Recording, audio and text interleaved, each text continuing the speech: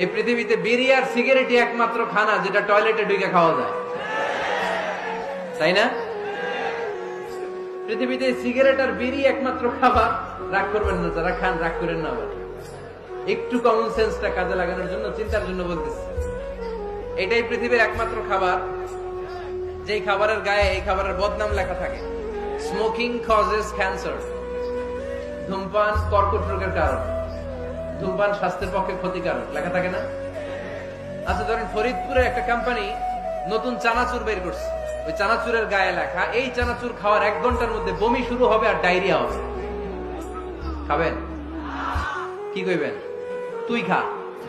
দোকানদারে কি কইবেন? তুই খা, তোর বমি হোক, তোর 14 গোষ্ঠীর ডায়রিয়া হোক, আমি টাকা দিয়ে এগুলো কিনবো না, ঠিক কিনা? কারণ এই প্রোডাক্টের গায়ে এই প্রোডাক্টের বদনাম লেখা, এটা আমরা কিনবো কেন? কিন্তু সিগারেটের উপরে সিগারেটের বদনাম লেখা থাকার পরও আমরা খাই, টয়লেটে বসে খাই।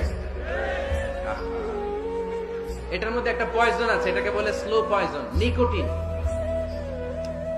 এটা আপনার লাং ফুসফুসকে শেষ করে দিবে, স্লো পয়জন।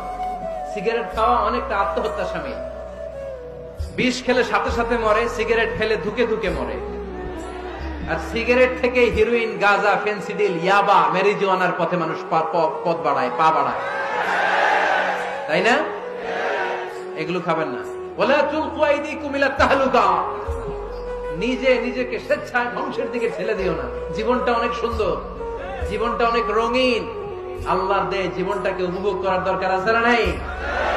এই জন্য সিগারেটকে এই ফরিদপুরের প্রোগ্রাম থেকে আমরা আজকে নো বলে দিলাম।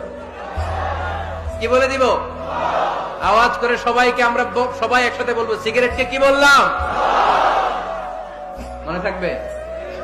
মাহফিলের প্যান্ডেল থেকে বাইর হয়ে আবার ইয়েস, হ্যাঁ না, ইয়েস করা যাবে না। সিগারেটকে কি বললাম? নো।